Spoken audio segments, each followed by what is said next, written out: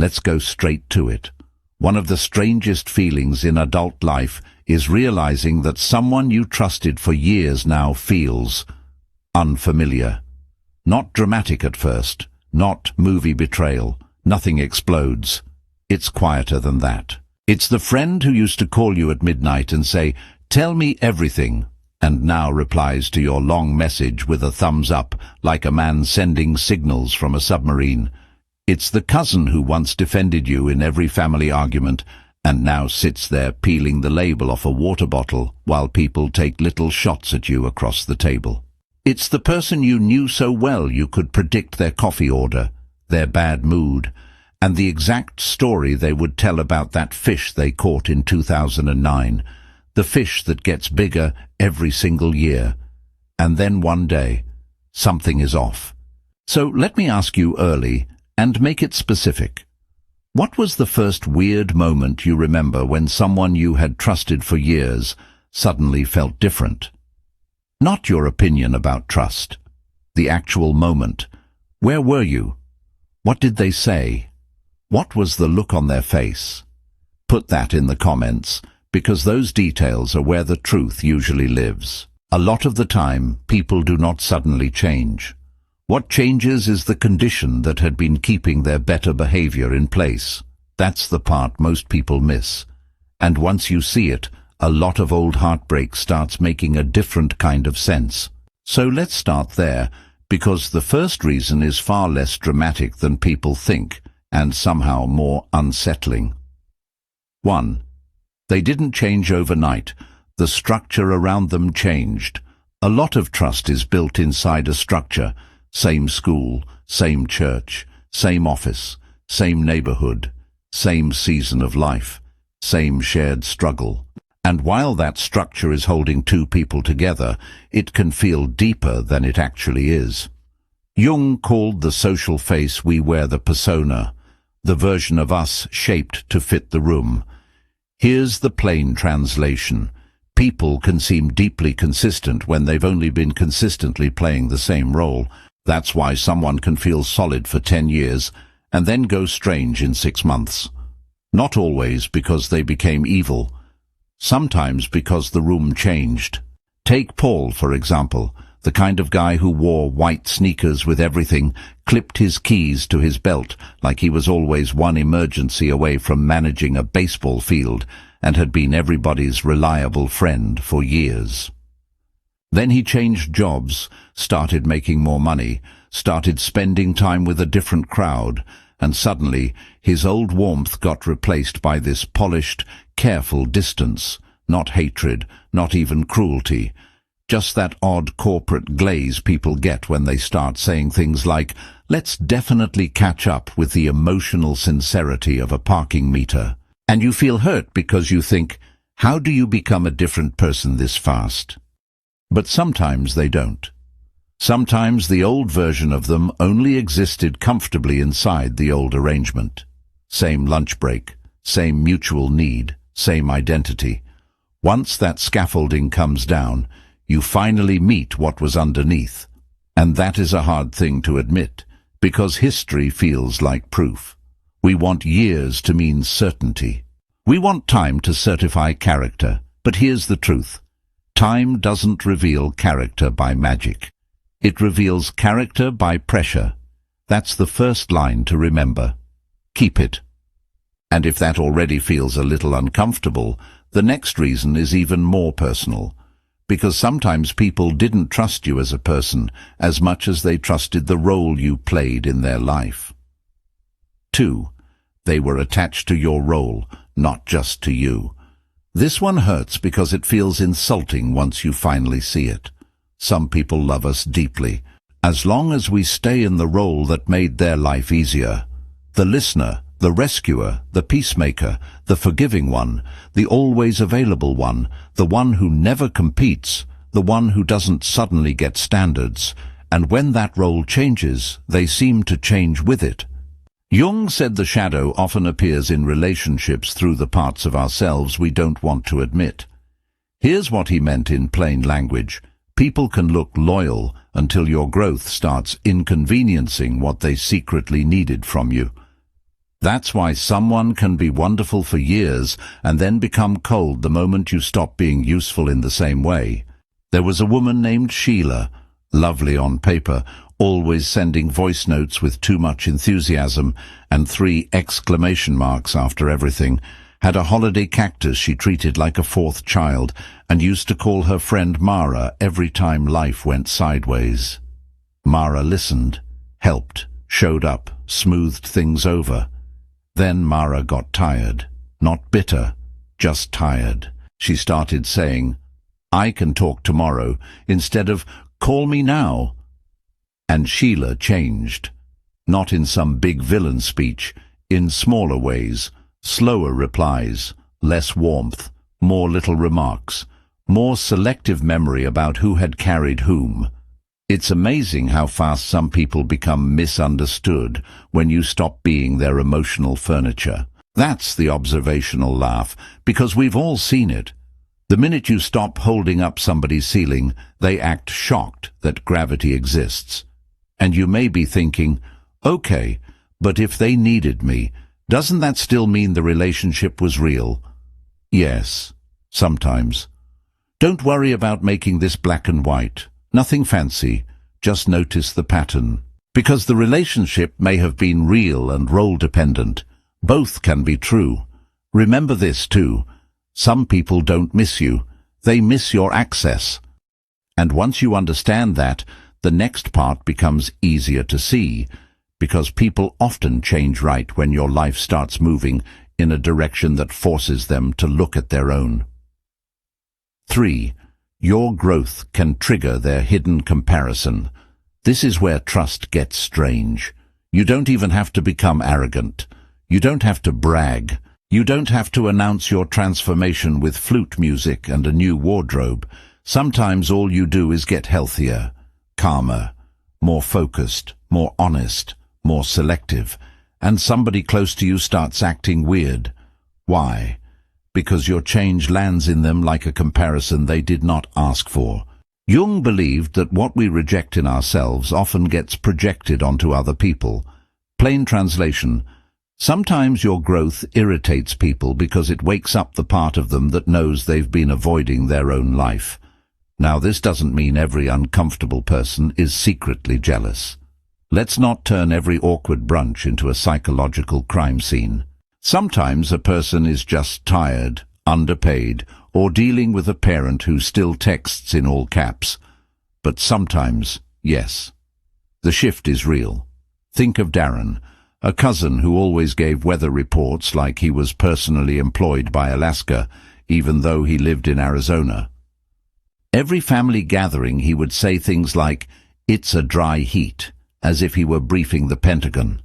For years, he and his cousin Jonah were close.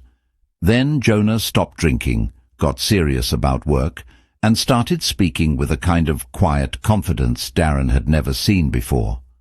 Suddenly Darren's jokes got sharper, his compliments got weird. Everything became, "must be nice, must be nice." 3 words that have ruined more warmth than honesty ever did.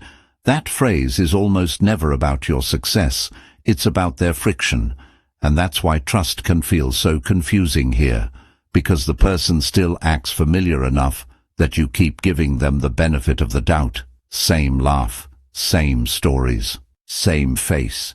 But the emotional temperature changed, and once that hidden comparison starts living in the room, the behavior gets colder in ways that are easy to dismiss at first.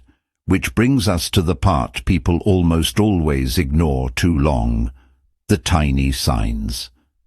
And those tiny signs are where the whole thing begins to show its real face. 4. People rarely announce the change, they leak it. Most trust does not break in one clean event. Usually it leaks. That's why people stay confused so long. You keep waiting for a clear betrayal, a clean confession, a moment dramatic enough to justify your discomfort. Instead, what you get is a pattern of little things, a joke that lands wrong, a strange silence when good news happens, a habit of leaving you exposed in rooms where they used to back you up, a colder tone that disappears the second anyone else notices it. This is why so many people doubt themselves. The evidence is real, but it's annoyingly small. It's like trying to explain why milk smells bad when nobody else will lean close enough. Jung warned that when people are overly identified with the persona, cracks show up under pressure. In plain language, when someone's good person image is doing most of the work, stress makes the mask slip in little bursts first. Take Melissa, sweet face, ceramic chicken collection in the kitchen, always had one earring back missing, and never seemed concerned about it.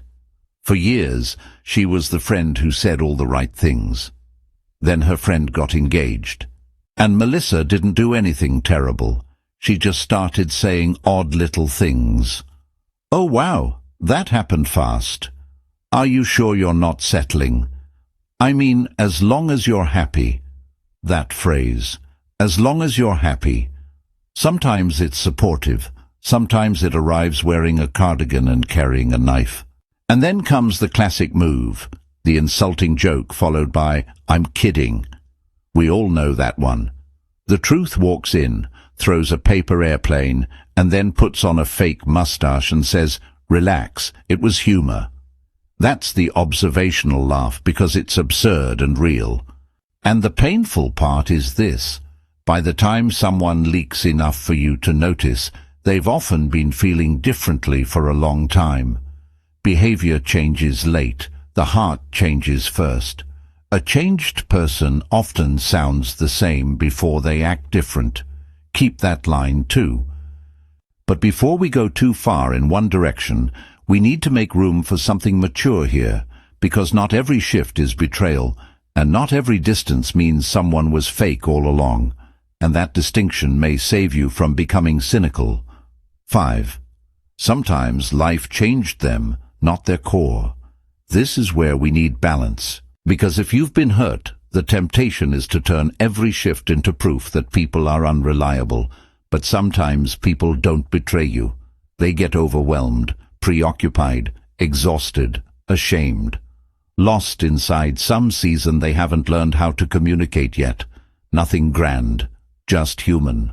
There was Jerome, kind man, always ironed his jeans for reasons nobody fully understood, spoke softly, smelled faintly of peppermint, and disappeared for 6 months after his mother got sick. A friend of his took it personally at first, thought, "Wow, so that's what I mean to him." But it wasn't that. Jerome wasn't playing games. He was drowning quietly. And this is where viewers sometimes resist. I can hear it already. So what now? Every missed birthday text is a sacred mystery. Every ignored call is just trauma in a trench coat. No. Calm down. Not everything needs a violin soundtrack. Sometimes people are showing you indifference. Sometimes they are showing you overload. Your job is not to romanticize either one. Nothing fancy, just patterns. If someone pulls away once, ask. If they explain, listen. If they keep disappearing, minimizing, lying, or only returning when they need something, believe the rhythm, not the excuse. That's the difference. Real life changes people, but repeated self-serving behavior reveals people. And once you understand that, the next layer gets even deeper, because the reason this hurts so much isn't only what they did, it's what their change does to your memory. 6. Their change forces you to revisit the entire history. This may be the hardest part. When someone you trusted suddenly changes, you don't just lose the present version of them. You start re-scanning the whole past. Was that real? Did they mean that? Did I imagine the closeness? Was I loved, or just convenient? That mental rewind is brutal, because trust is not only about the person, it's also about the story you built around them. Jung might say the psyche suffers when the image we held no longer matches reality. Plain translation, when someone changes, it doesn't just hurt your heart, it scrambles your map. That's why people can obsess for months over one changed friendship, one altered sibling, one colder partner, one vanished friend. Not because they're weak, because their inner filing cabinet just exploded. There was Linda, the aunt with a tiny potato painting in her hallway that nobody understood, the kind of woman who saved rubber bands in a teacup and always whispered gossip like federal agents were nearby. For years, she was the dependable one in the family. Then money got involved, and suddenly everyone saw a different Linda. Now the family didn't just grieve her choices, they grieved their old explanation of her. That's the hidden pain. Not just, you changed, but, now I don't know what to do with all the years I trusted you. And permission here matters. You do not have to rewrite the whole past in one night. You do not have to decide immediately that everything was fake. Just one step. Just one honest look. Because sometimes the past was real for that season, and the present is real now. Both can coexist, even if that feels offensively inconvenient. And if that still feels unresolved, good. It means you're being honest. Because the final section is not about over-explaining them. It's about what you do next, without getting harder than you need to become. 7. What to do when someone you trusted becomes someone else. First, stop arguing with the evidence, not with panic, not with drama, just with dignity. If someone has changed, let the data update. You don't need a courtroom confession. You don't need them to sign a document that says, yes, I have indeed become inconsistent and weird. You just need enough honesty to stop handing your trust to the person they used to be. That matters. Because a lot of suffering comes from giving current access based on old memories. There's always an Uncle Ray in somebody's life, polo shirt tucked too firmly into his shorts, cooler full of Diet Cola, still telling that fish story like it was a military campaign. And the reason Ray is lovable is also the reason he's useful here. Every year the fish grows because the story never gets updated by reality. People do that with relationships too. They keep telling the old story. She would never do that. He's not like that. We've known each other forever. Maybe, but forever does not protect you from now. History is not loyalty. History is just time. That's a quotable one-liner, and it's true. Second, don't become theatrical about boundaries. Nothing fancy. You do not need a 12-page speech, a black-and-white Instagram quote, and background piano. Sometimes the healthiest response is smaller than people think. Less access, more observation, fewer disclosures, clearer expectations, warmer distance. Third, don't let one changed person make you suspicious of everybody. That's how pain recruits your personality, and that price is too high. Stay discerning, yes. But don't let betrayal turn you into someone who flinches at kindness because one person mishandled your trust. That would be letting their change keep changing you. And finally, if you need one practical reflection after this video, here it is. Think of one person who feels different now than they used to. Just one. And ask yourself, what exactly changed? Their circumstances, my role, the power dynamic, or the amount of truth I can now see? That question alone can save you months of confusion. Because sometimes people you trusted for years suddenly change, and sometimes they don't suddenly change at all. Sometimes you simply arrive at the point in life where you can finally see them without the old lighting. So if I had to leave you with 2 lines from this whole conversation, it would be these. Time doesn't reveal character by magic. It reveals character by pressure. And some people don't miss you. They miss your access. If this topic hits something real for you, I want to ask you one more specific question for the comments. How long had you known the person before you realized they weren't who you thought they were, and what was the exact moment it clicked? That memory matters. And if you want, you can also write, I trust patterns now.